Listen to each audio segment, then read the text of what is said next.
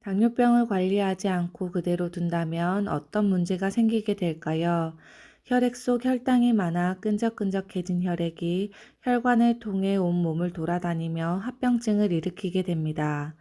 먼저 혈관합병증으로 죽상동맥경화증입니다. 동맥 내부에 노폐물이 생겨 혈관 내경이 좁아지고 굳어지는 질환입니다.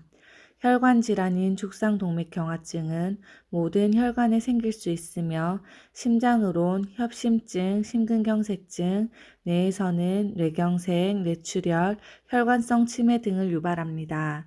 대표적인 심장질환 합병증인 협심증과 심근경색에 대해 알아보겠습니다. 심장을 둘러싸고 있는 관상동맥은 심장에 산소와 영양을 공급합니다. 이런 역할을 하는 관상동맥 내에 콜레스테롤 침착에 의한 협착으로 인해 심장 내 혈액의 흐름이 원활하지 않아 흉통 등의 증상을 동반하게 됩니다. 심근경색은 좁아진 관상동맥 내의 혈전 등으로 혈관이 막힌 상태입니다.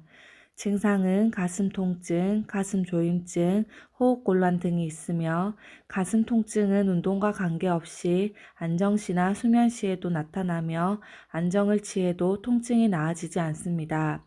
심근경색 같은 경우는 급사항이므로 즉시 병원에 가서 치료를 받아야 합니다. 뇌혈관 합병증으로 뇌졸중, 중풍입니다.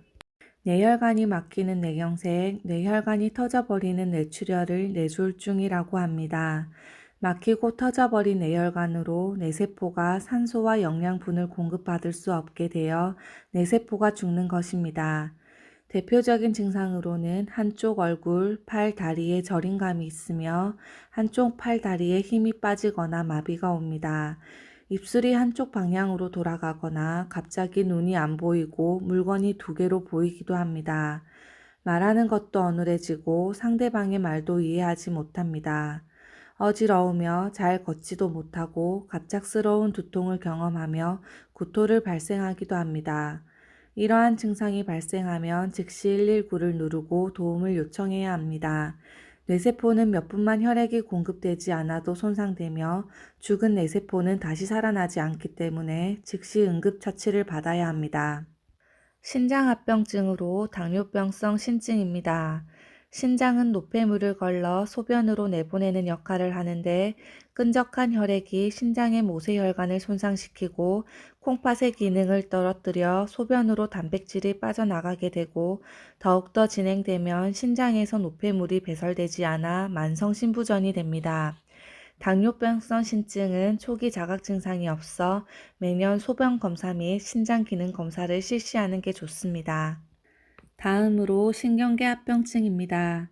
신체에는 통증, 온도 및 다른 자극을 감지하는 신경이 있는데 손과 발에 있는 신경을 말초신경이라고 부릅니다.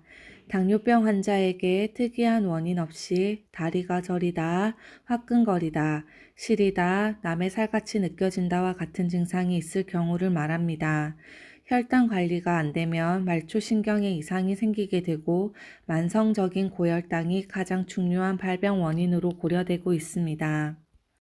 당뇨병성 망막증은 신증, 신경병증과 더불어 모세혈관의 병변을 일으키는 대표적인 당뇨병 만성합병증입니다. 적절한 치료 시기를 놓치게 되면 실명을 일으킬 수 있으며 시력을 다시 되돌릴 수 없습니다.